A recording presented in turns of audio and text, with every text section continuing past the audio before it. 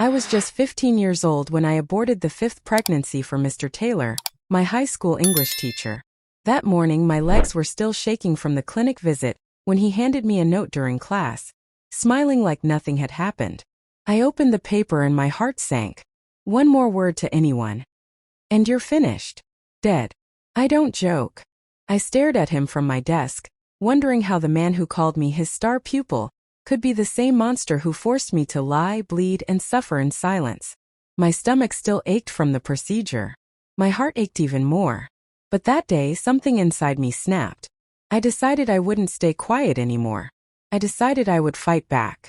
I decided I would tell. But I had no idea the danger I was walking into. It all began 2 years earlier when I was just 13. Back then I was the quiet girl in class, shy, bookish, and always eager to impress my teachers. My parents were strict and didn't believe in letting their daughters roam around. I was always either in school or at home. I had no brothers or sisters, just me and my books. Mr. Taylor joined our school halfway through the term. He was young, handsome, and very charming. Every girl in class had a crush on him. But he only had eyes for me.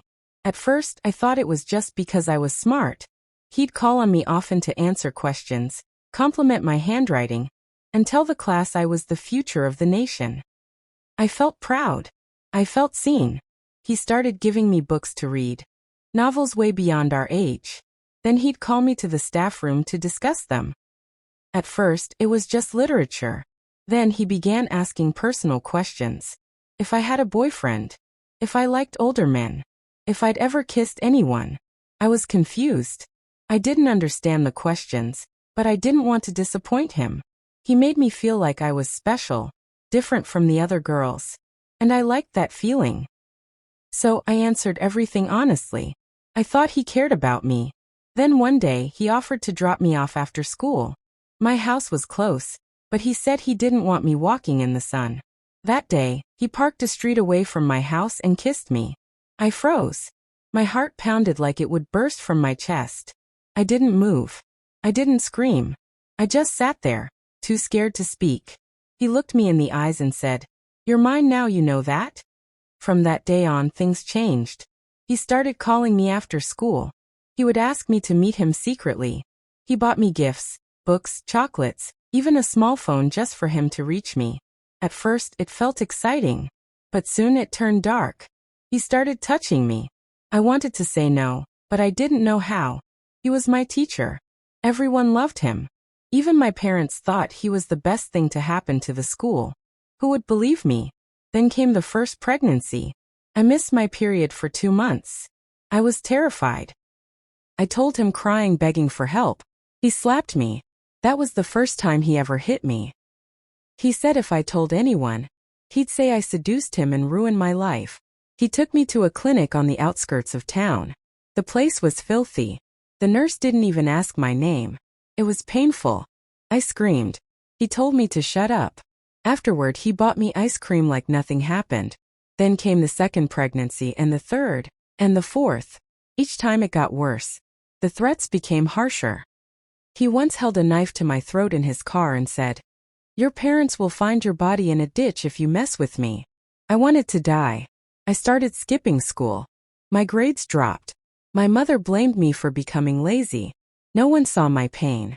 I was drowning in silence. Then the fifth pregnancy came. By then I was 15.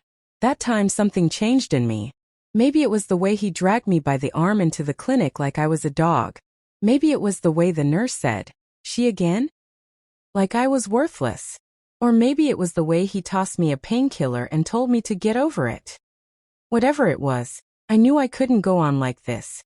When I returned to school after the abortion, I decided I was done being afraid. That was the day he gave me the note. One more word to anyone, and you're finished. Dead. I don't joke. I folded the paper with trembling hands. He smiled like a snake, like he knew he had me. But he didn't. That night, I didn't sleep. I stayed up thinking, crying, planning. And the next morning, I walked into the principal's office. I was about to speak. But just as I opened my mouth, Mr. Taylor walked in behind me, holding something behind his back. And what he was holding changed everything. Mr. Taylor stepped into the principal's office like he owned the place. His calm face hid the evil beneath his skin. I was frozen in my chair, heart beating so hard I could hear it in my ears. Behind his back, he held a small brown envelope. "Good morning, sir," he said to the principal with his usual charming voice. "I just thought I'd drop this off before class." He placed the envelope gently on the desk, turned slightly and gave me a look. Not a full glare, just a sharp glance that sliced through my soul. The message was clear. "Sit down. Shut up. Don't you dare." The principal looked between us. "Everything okay, Ruth?" I opened my mouth but nothing came out. "I was just thanking Mr. Taylor," I stammered, "for helping me with my writing." The lie tasted like blood in my throat. "Ah, Mr. Taylor is a wonderful teacher," the principal smiled. "You're lucky to have him mentoring you." I nodded. Mr. Taylor gave me a wink and walked out, leaving a cold silence behind him. I sat there ashamed, broken, and angry. After that day, I couldn't concentrate in class. I hated the sight of him. Every time he looked at me or said my name, I felt my stomach twist. But what really made it worse was when he started flirting with other girls in class. He wasn't even hiding it anymore. He had already ruined me, and now he was moving on to his next victim. That's when I made up my mind. I wasn't going to the school authority again. No. I was going somewhere higher. Somewhere that even Mr. Taylor couldn't manipulate. I waited until the end of the week. Then I snuck out of school and went straight to the local church office. Pastor Jonathan was a kind man, known for helping troubled youths. I had seen him speak at a community event once and I never forgot his words. "Silence is the devil's microphone." When I walked into his office, he looked surprised. I hadn't even made an appointment. I just stood there with tears in my eyes. "I need to talk to someone," I said. "Please. It's about my teacher." He closed his Bible gently and gave me his full attention. That day, I told him everything. Every touch. Every lie. Every abortion. Every threat. He didn't interrupt me once. He just listened, eyes full of pain, lips pressed together like he was holding back his anger. When I was done, he leaned forward and said something I'll never forget. "You are brave, Ruth. You didn't deserve any of this. But now, we're going to make sure no one else goes through what you did." He made me promise to come back the next day, so he could contact a legal advisor and a women's support group. He told me to stay safe, to go straight home. But I never made it home that day. On my way back, I saw Mr. Taylor's car parked at the corner of my street. He stepped out and walked toward me slowly. "Going somewhere, Ruth?" he asked with that smile. The one I used to think was kind. I didn't answer. He held up his phone. "You think I don't know what you're doing? You think you can betray me?" "I told someone," I said quietly, surprising even myself. "And I'm not scared of you anymore." His smile dropped. And then, without warning, he grabbed me by the wrist and dragged me toward his car. I screamed. A woman across the street turned and stared, but Mr. Taylor smiled at her. "She's my niece," he said. "Teenagers, you know? Always dramatic." The woman hesitated. Then she walked away. He shoved me into the passenger seat and locked the door. "I warned you," he hissed. "I told you what would happen." I was shaking. I knew I had made a mistake going alone. I should have waited. I should have brought someone with me. He started the car and drove fast. Too fast. We were heading out of town. Toward the outskirts. Toward nowhere. I tried the door handle. Locked. He pulled into a lonely bush path and stopped. "This ends now," he said. "You ruined everything." Then he opened the glove compartment and pulled out a rope. He leaned toward me. I screamed again, louder this time. I kicked the dashboard. I scratched his face. He hit me. My head slammed into the window. Blood poured down my cheek. "You should have just kept quiet," he growled. Then he wrapped the rope around his hands. But just as he leaned in to strangle me, a loud voice boomed from outside. "Hey, what are you doing?" We both froze. Two boys on a motorbike had seen us from the road. They were coming closer. Mr. Taylor jumped out, pretending to fix his tire. "Mind your business," he shouted at them. But one of them walked over to the window and saw my bloody face. "Call the police," he yelled to his friend. Call them now. Mr. Taylor panicked. He pushed the boy, jumped into his car and sped off, leaving me lying half-conscious in the grass. I was rushed to the hospital. The police came. And everything came out. The principal. My parents. The school board. Everyone heard my story. But that wasn't the end. 3 days later, Mr. Taylor disappeared. He was nowhere to be found. Not at his house. Not at his parents' place. And then one night he called me. And what he said on that call made my blood run cold. I was lying in my hospital bed, barely able to sit up. My face was swollen, my lips cracked. The nurse had just finished cleaning my wounds when my phone rang. It was an unknown number. I hesitated, but something told me to answer. Hello. I whispered. At first, there was silence. Then a breath. You think this is over? Mr. Taylor's voice came through cold and sharp. You ruined my life, Ruth. You lied on me. But I'm not done with you. You will pay for this. Even if it's the last thing I do. I dropped the phone, my fingers trembling. My chest tightened. I couldn't breathe. The nurse rushed in. Are you okay? What's wrong? I couldn't even speak. I just pointed to the phone. The police were called again. They traced the number, but it was a burner phone. Unregistered, untraceable. He had vanished like smoke. But I couldn't shake the fear. Every knock on the door made me jump. Every footstep in the hallway made me panic. The police said they were doing all they could, but it didn't feel like enough. I didn't feel safe. And then the rumors started at school. Some people believed me. Others didn't. She probably liked it. I heard one girl whisper, 5 abortions? Why did she keep going back to him? Another said, giggling. Even though I had spoken my truth, I was still the villain in some people's eyes. The principal called a school-wide assembly. He explained that Mr. Taylor had been suspended, and that there was an ongoing investigation. But he didn't say my name. He didn't offer support. He made it sound like a misunderstanding. I felt invisible again. At home, my parents didn't know how to handle it. My mother cried for days. She blamed herself. I should have paid more attention, she kept saying. I thought you were just being moody. My father didn't say much at all. He just sat in the living room most nights, staring into space, anger simmering beneath his silence. One night I heard him shout. He should rot in prison.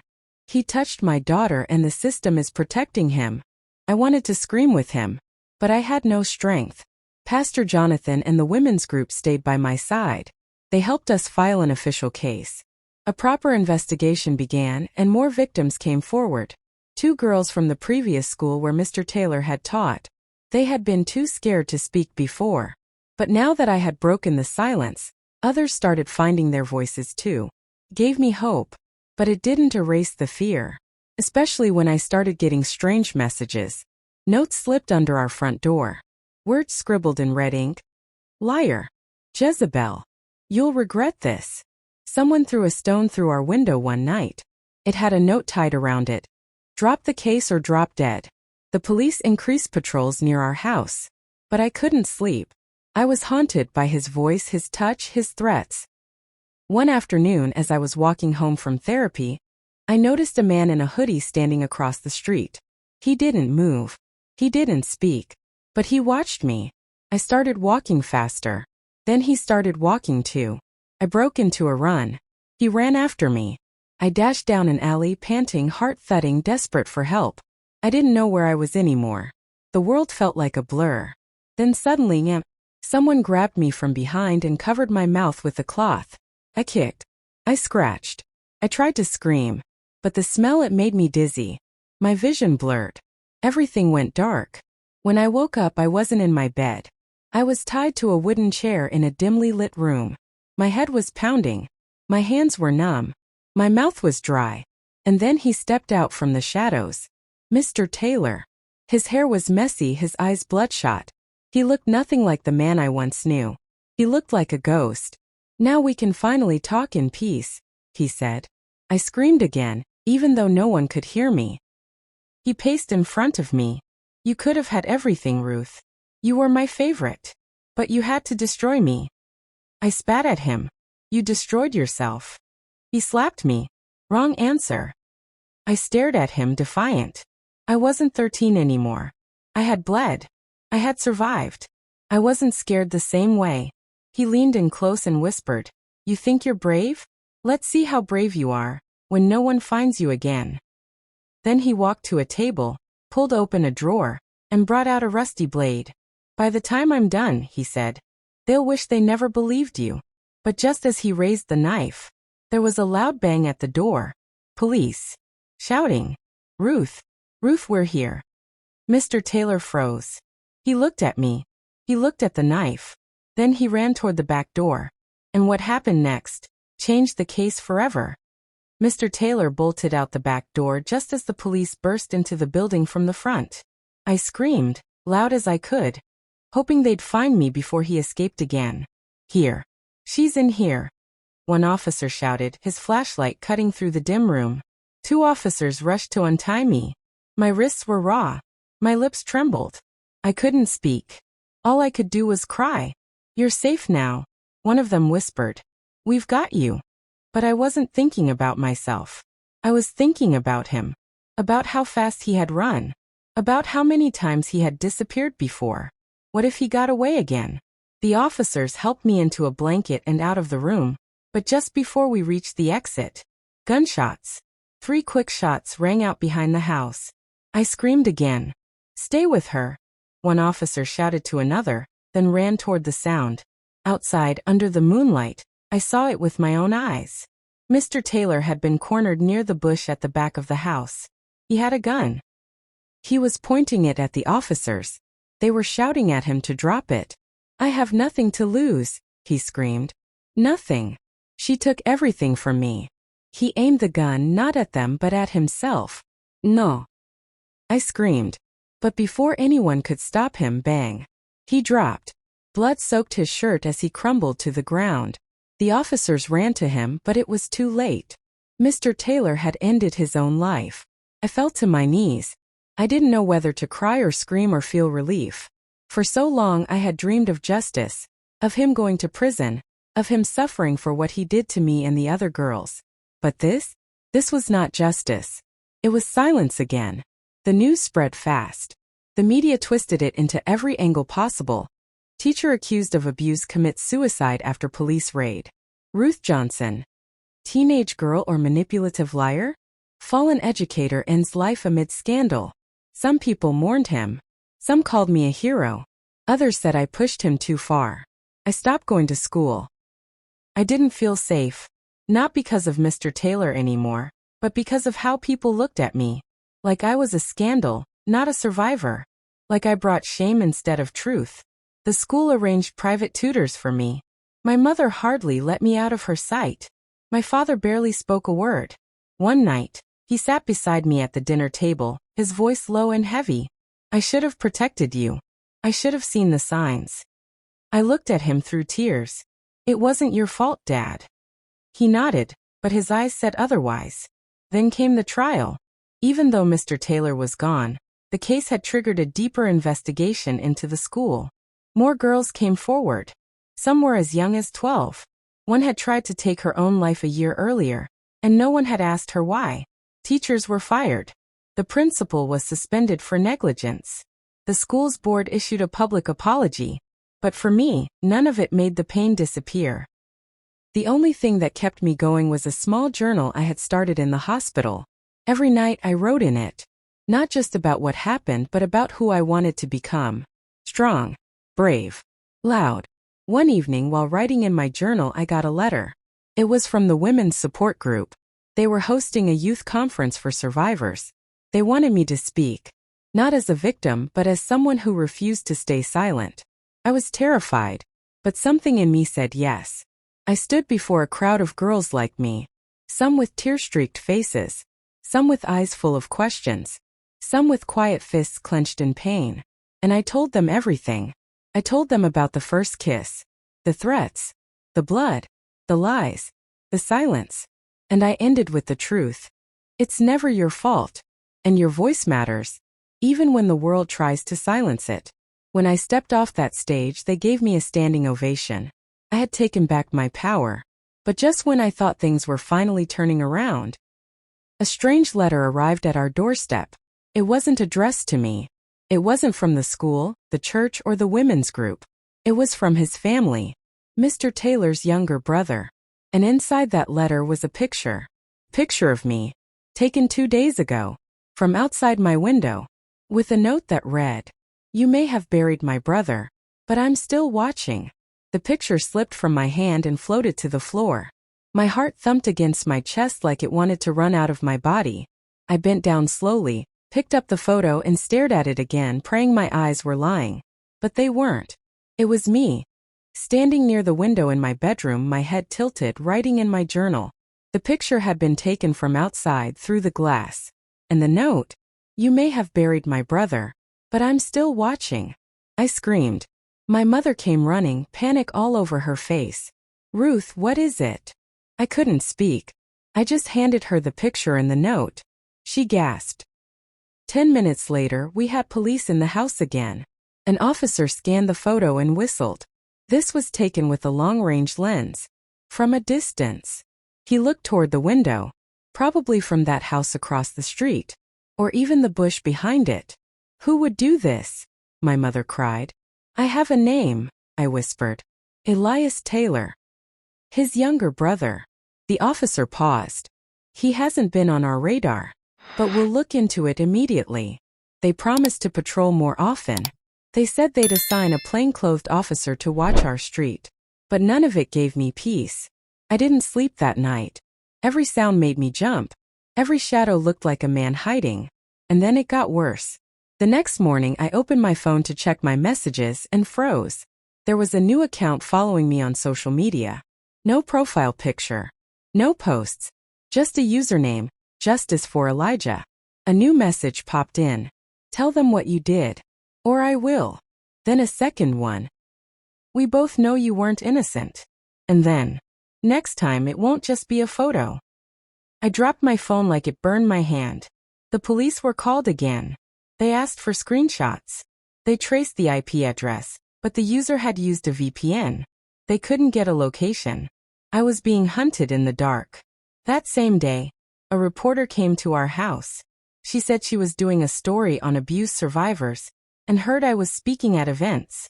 I thought she was kind at first, until she started asking strange questions. "Some people say you exaggerated your story. 5 abortions? That's quite a lot for a teenage girl, don't you think? Do you feel guilty that he killed himself?" I slammed the door in her face. But the damage was done. Someone was feeding lies to the media, trying to turn the world against me. Then out of nowhere, a video surfaced online. A fake clip. Edited. It showed me laughing with Mr. Taylor in class, cut together to look like I was in love with him. The caption read, "This doesn't look like abuse. Watch and decide for yourself." The comments were horrible. "She's just bitter now that he's gone. Classic case of regret turning into revenge. This girl ruined an innocent man." I wanted to disappear. I wanted to not exist. But then, something happened that changed everything. One evening, while Pastor Jonathan was visiting us, the bell rang. We opened the door, and there she stood. A girl. Thin. Pale. With big, watery eyes. Maybe 16 or 17. "Are you Ruth?" she asked softly. I nodded.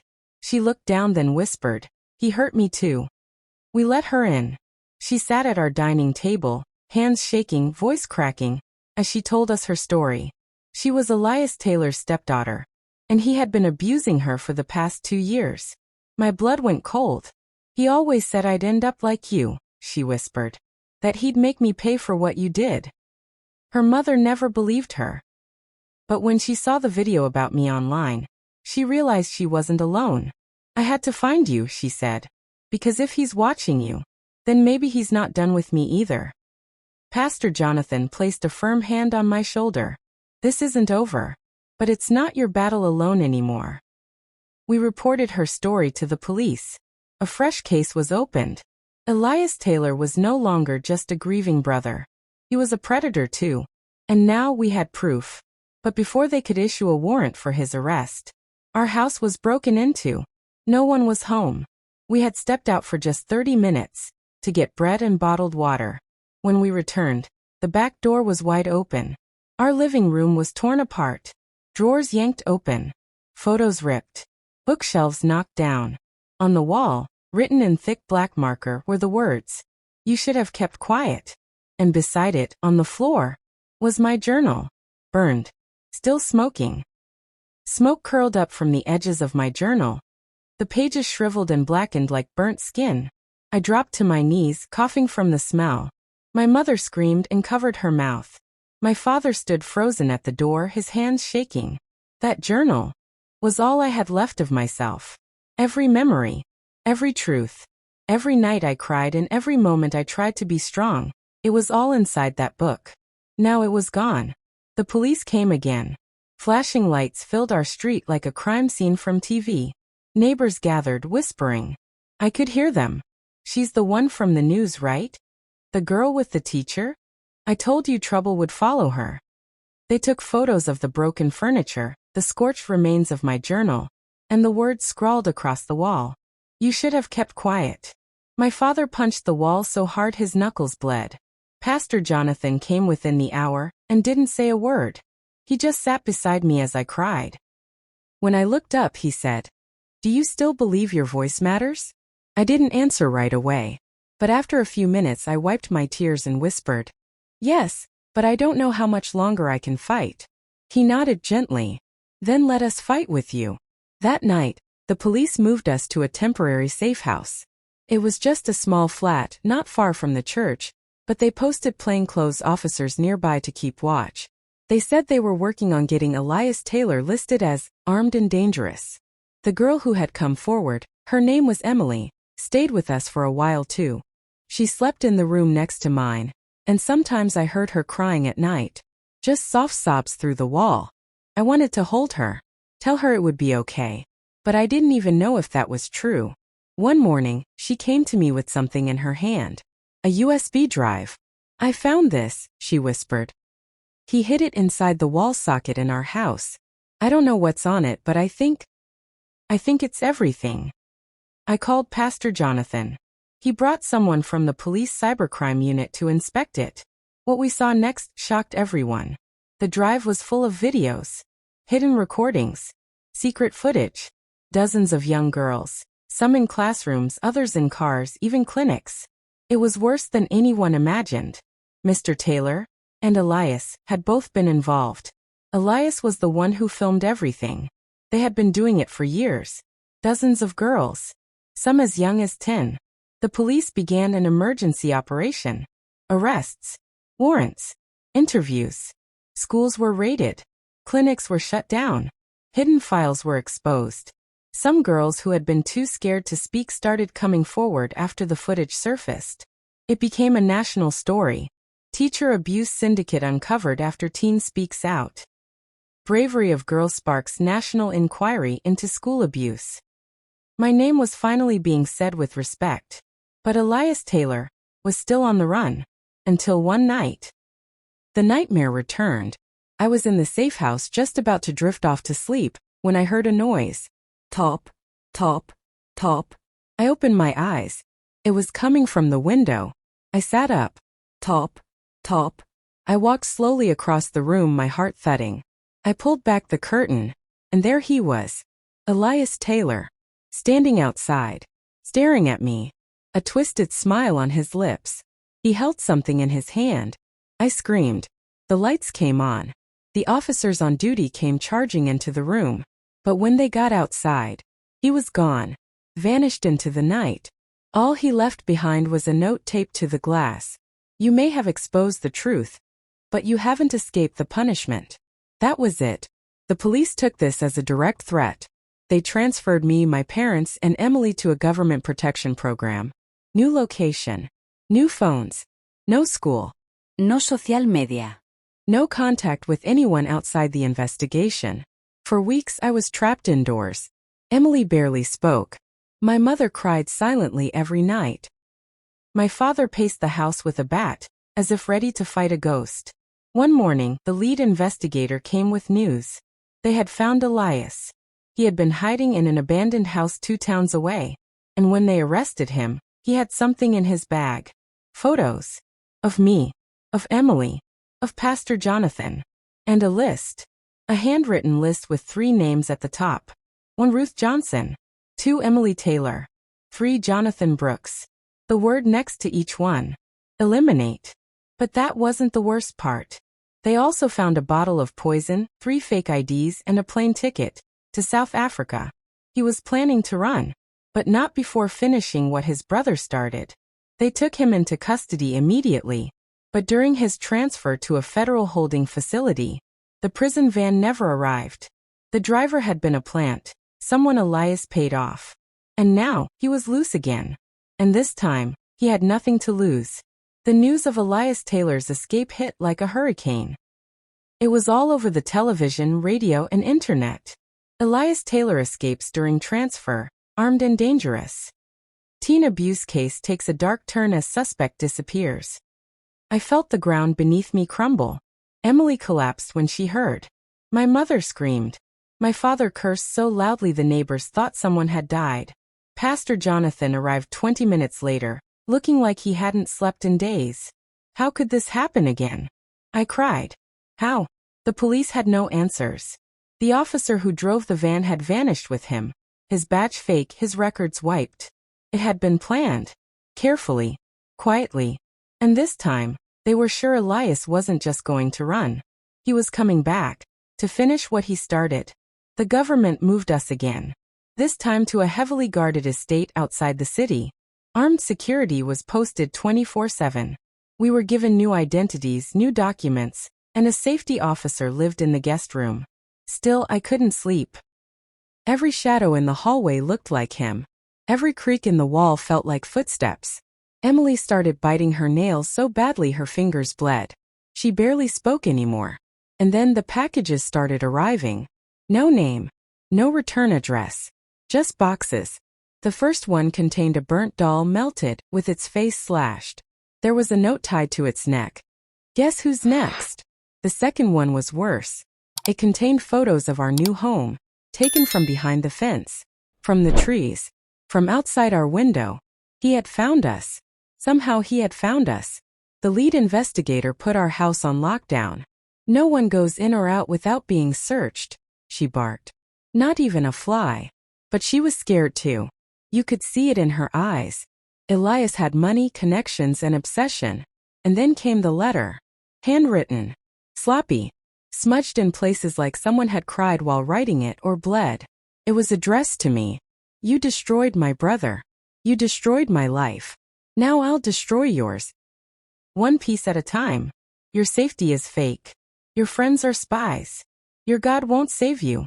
No one will. I've already come close. You'll never see me until it's too late. That same night the power went out. Total blackout. No lights. No signal. No backup generator. Just silence. And then, boom. An explosion at the front gate. Screams. Gunfire. Flashlights darting. Men shouting. The security officer rushed into our room and yelled, "Get down. Now." My mother pulled me and Emily under the bed. My father grabbed a stick, like that would help. Pastor Jonathan knelt near the door, whispering prayers so fast they sounded like a chant. Then we heard a voice. Outside. Come. Cold. Ruth Johnson, the voice called. Come out. It's time. I covered my mouth to stop from screaming. It was him. Elias. He was in the compound. Gunshots rang out again. Then silence. Then, bang. Our door flew open. And there he stood, drenched in sweat, blood on his shirt, a twisted smile on his lips. Holding a machete. I told you I'd finish this, he said. My heart stopped. He took a step forward. But just as he raised the machete to strike, boom! A gunshot echoed through the room. Elias stumbled. Another shot. Then another. He fell to the floor groaning, gasping. Behind him stood Emily, holding the gun. Her hands trembled. Her lips quivered. But her eyes were steady. I told you I wasn't scared of you anymore, she whispered. Elias choked, blood spilling from his mouth. You little. Then his head dropped. The room went silent. Police swarmed in seconds later. Medics. SWAT teams. Flashing lights. Yelling. But none of it mattered anymore. It was over. He was dead. I looked at Emily, still gripping the gun. She dropped it and collapsed into my arms. We both cried loud, ugly, broken sobs. Not because of what we had done, but because of what we had survived. The next day, headlines exploded. Teen girls take down serial abuser after escape. Heroic survivor saves friend from attack. Justice finally served. People finally believed. We were no longer victims in the shadows. We were warriors. But even as the world celebrated, something still lingered deep in my heart. Because just before Elias died, he said something no one else heard. He looked at me, smiled with blood-stained teeth, and whispered, "There's more." More what? More people? More victims? More monsters? I didn't know, but I was determined to find out. Because my fight wasn't over yet. The next morning, I woke up in a hospital room with a dull ache in my chest and Emily fast asleep in the chair beside me. Her head rested on the edge of my bed. Her face still streaked with dried tears. A nurse peeked in and smiled softly. "You girls are brave," she said. "Real brave." But I didn't feel brave. I felt empty. I kept hearing Elias's last words over and over in my mind. "There's more." I couldn't shake the feeling that something bigger, darker, was still out there. And it wasn't long before the whispers started. During one of the police interviews, one detective mentioned it by mistake. There might be more like him. "More what?" I asked. He paused, then muttered, "It's nothing, Ruth. You need rest." But I didn't need rest, I needed truth. Pastor Jonathan came to visit the next evening. He brought flowers, a new Bible, and a warm smile. But he looked troubled, distracted. After praying for me and Emily, I asked, "Pastor, do you think Elias was working alone?" He looked down at the floor. "I don't know," he said. "But sometimes evil runs in packs." "What do you mean?" He took a deep breath. 2 years ago, a teacher in another town, Mr. Clayton, was caught abusing students. He was arrested, but the school hushed it up, said it would damage the school's reputation. Then he disappeared, escaped, just like Elias. And guess who helped cover it up? I stared at him. "Elias's father," he whispered. "They were friends, old college roommates." My blood turned to ice. That night, I began digging. I searched Elias's name online, then his father's, then every teacher from my old school. I didn't find much, until I checked an online forum for survivors. And that's where I saw it. A post from a girl named Hannah. "My high school teacher got me pregnant at 15. I had 4 abortions. He told me if I said anything, he'd kill my family. When I tried to speak up, the school expelled me. I later found out he moved to another state, to teach again." It sounded exactly like my story. I messaged her. She replied within hours. We talked all night, sharing everything. And she told me something that made my hands shake. The man who covered for my teacher was named Mr. Taylor. Elias Taylor's father. There was more. A network. A dark secret web of teachers and school leaders who protected each other. Moving from town to town, abusing young girls, threatening them into silence, erasing records, and starting over again and again. It was organized. And Elias wasn't the only monster. Just the most reckless. Emily and I agreed we couldn't stay quiet. Not again. We started documenting everything. Every message, every name Hannah gave us, every survivor we found. We created a secret online group called The Unheard. And to our shock, more girls started joining. From different towns, different schools, different years. Dozens, hundreds, each with a story just like mine. And every few days a new name would pop up. A teacher, a principal, a coach protected by someone in power. One day I received a private message. Anonymous profile. No name.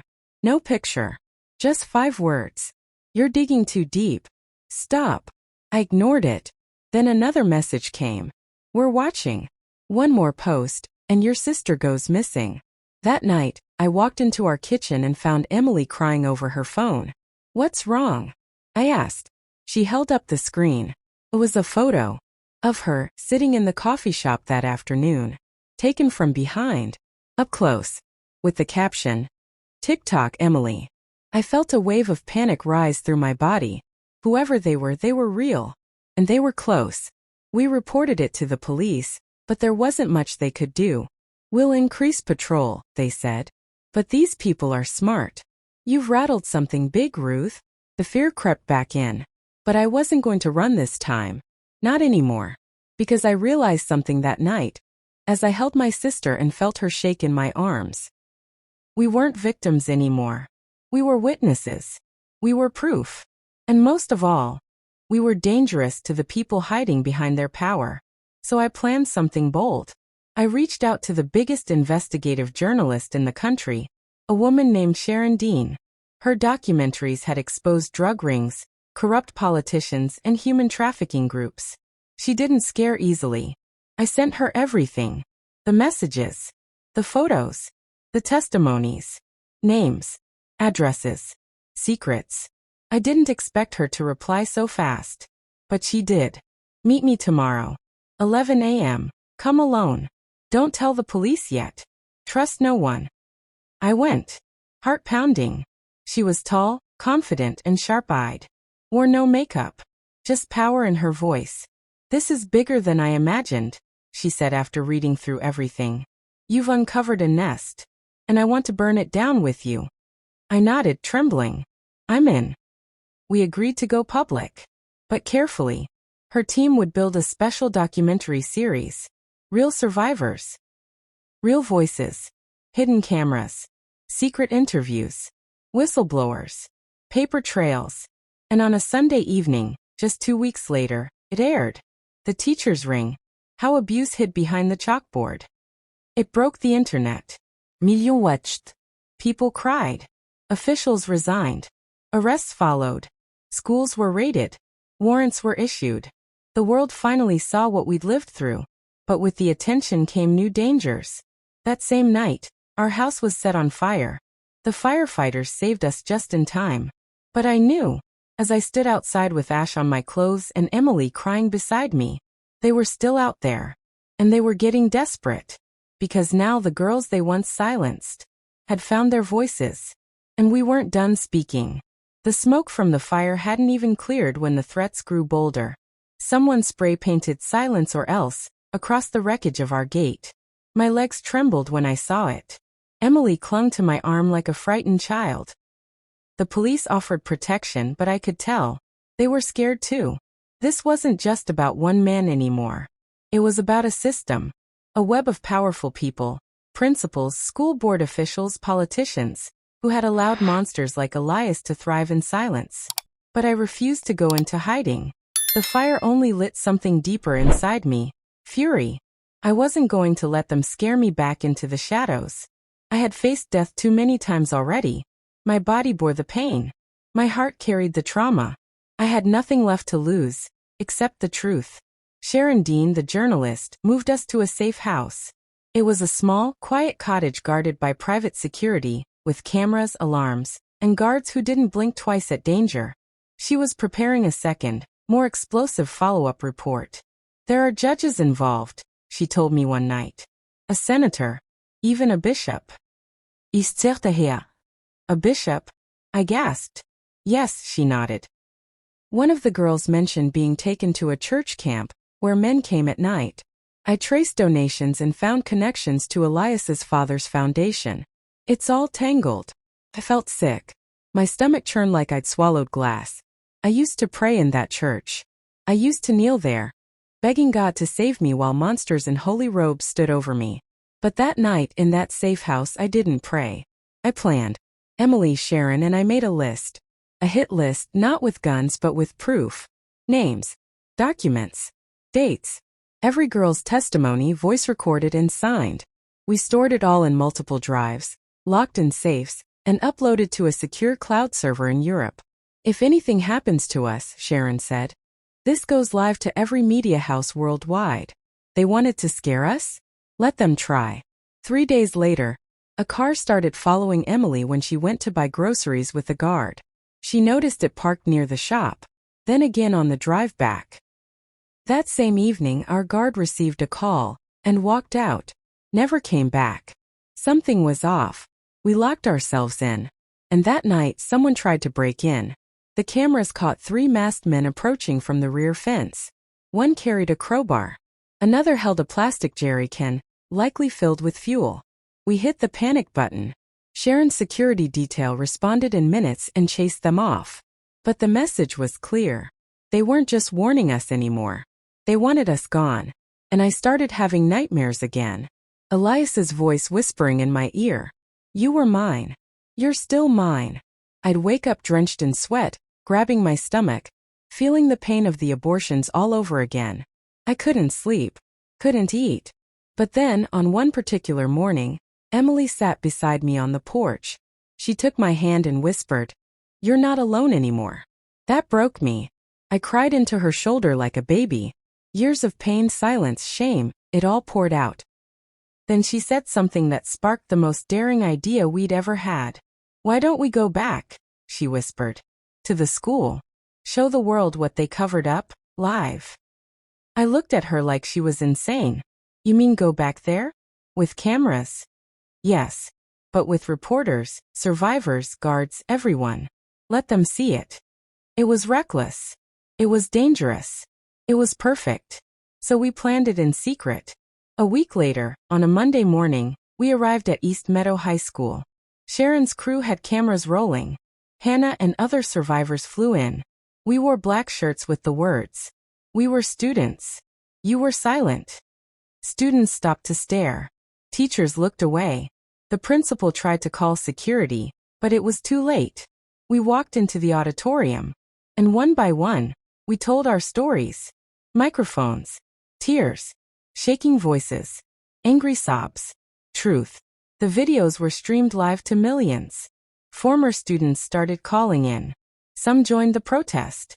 Others sent photos and messages. Teachers we never thought would speak started confessing. They'd seen things. Heard whispers. Some had even reported it, only to be transferred or fired quietly. The entire school board was shaken. And then the final blow came. Sharon exposed the list, the one we'd compiled secretly. Names of every official connected to the abuse network. Donors. Doctors. Pastors. Principals. Including Elias's father. And the bishop. The next morning it was everywhere. TV, radio, blogs, newspapers. There were arrests. Raids. Lawsuits. Students protested across other schools, demanding justice, safety, and real investigations. The world could no longer pretend. And yet, even as the world burned with truth, something inside me still felt cold. Because I never truly faced him. Elias. Until one night. I got a call from a blocked number. I picked it up, expecting another threat. But what I heard made my whole body freeze. "Ruth." Came a voice I would never forget. "It's me, Elias. I escaped." I dropped the phone. Emily ran over, panicking. "What? Who was it?" I couldn't speak. I just stared at her and whispered, "He's out." And that's when I saw the note. Pinned to our front door. 4 words. Scribbled in red ink. "See you very soon." I knew then. The final battle wasn't over. Not yet. The air felt heavier after that night. Even with cameras, guards, and the entire nation watching, I didn't feel safe anymore. Every shadow looked like him. Every whisper sounded like his voice. I barely slept. Emily never left my side. And the note, "See you very soon," stayed burned into my mind like a curse. We handed it over to the police. They dusted for prints. Nothing. I asked if Elias had really escaped. At first, they denied it. Then, 3 days later, a journalist from a rival station leaked the truth. Elias James had disappeared during a prison transfer. No explicación. No trail. Nothing. It felt like the whole world stopped breathing. People started saying he was dead. Others claimed he had fled the country. But I knew better. I knew him. And I knew he wasn't done with me. That week, I kept my daughter out of school. My doors stayed locked. My phone off. Still there were signs. One morning, I found a dead bird nailed to my fence. Another day, my favorite family photo had been shattered inside the house, though the doors were never broken. And then, the letter came. No envelope.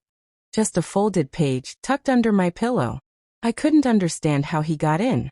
But the words on that page turned my stomach. 5 children. 5 times you killed my seed. But don't worry, Ruth. I'll make sure the next one grows.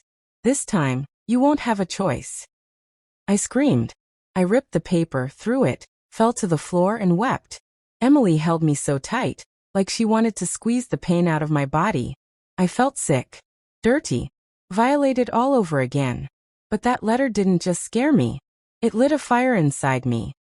This man had haunted my childhood, ruined my womanhood, and now he wanted to destroy my future. No, no more. I went to Sharon and told her, "We're going to end this. I need to face him." She stared at me. "You're saying what?" "Ruth, he's dangerous. If he's truly out there, he could." "I don't care," I interrupted. "We find him. We set a trap. We end it." And so the plan began. We leaked false information. Through the same social media groups we knew his followers still watched. We said I was going to speak at a small unguarded girls' school near our town. A symbolic appearance. Low security. A bait. We hoped he'd come. What we didn't expect was how he'd come. The day arrived.